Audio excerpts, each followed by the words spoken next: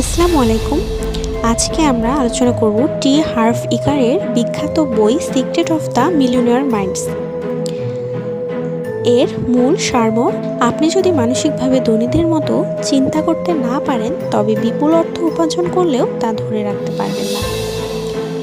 বইটির মূল বক্তব্যগুলোকে দুটি প্রধান ভাগে ভাগ করা হয়েছে। চলুন সেই দুটি ভাগ নিয়ে আলোচনা করা যাক। মানুষের আর্থিক সাফল্য তার কঠোর পরিশ্রম, শিক্ষা বা ভাগ্যের চেয়ে বেশি নির্ভর করে তার অবচেতন মনে গেঁথে থাকা আর্থিক ব্লুপ্রিন্ট বা মানসিকতার ওপর। তার কথা হলো, টাকা উপার্জনের বাহ্যিক কৌশল জানার আগে মনের ভেতরের আর্থিক খেলা জেতা জরুরি। নিজের মানসিকতার পরিবর্তন ঘটিয়ে ধনীদের মতো অভ্যাস ও চিন্তাভাবনা গড়ে তোলাই এই বইয়ের প্রধান শিক্ষা। শৈশবে পরিবার, সমাজ এবং চারপাশের পরিবেশ থেকে টাকা পয়সা সম্পর্কে আমরা যা শুনি বা দেখি, সেটাই আমাদের অবচেতন মনে একটি আর্থিক নকশা তৈরি করে দেয়।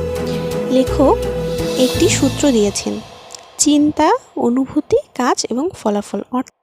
অর্থাৎ টাকা নিয়ে আপনার যেমন চিন্তা থাকবে, আপনার আর্থিক অবস্থা ঠিক তেমনই হবে। জীবনে ধনী হতে হলে প্রথমে অবচেতন মনের সেই পুরনো এবং সীমিত চিন্তাভাবনা বা ব্লুপ্রিন্টকে পরিবর্তন করতে হবে। তিনি 2 নম্বরে দেখিয়েছেন ধনী ও দারিদ্র মানসিকতার সূত্রটি পার্থক্য। বইটিতে ধনী এবং দরিদ্র মধ্যবিত্তদের চিন্তাভাবনার 17টি মূল পার্থক্য দেখানো হয়েছে। তার মধ্যে আমরা প্রধান কিছু পার্থক্য নিয়ে আলোচনা করি। ধনীরা বিশ্বাস করে আমি নিজেই আমার ভাগ্য তৈরি করি। দরিদ্রতা মনে করে পরিস্থিতি আমার জীবন নিয়ন্ত্রণ করে। ধনী মানুষ সবসময় নতুন সুযোগের দিকে নজর দেয়, আর দরিদ্রতা সবসময় ঝুঁকি বা বাধার কথা চিন্তা করে। ধনীরা বড় লক্ষ্য নিয়ে বড় চিন্তা করে, আর দারিদ্রটা ছোট চিন্তা করে নিরাপদ থাকতে চায়। ধনীরা অন্য সফল ও ধনী ব্যক্তিদের প্রশংসা করে এবং তাদের থেকে শেখে।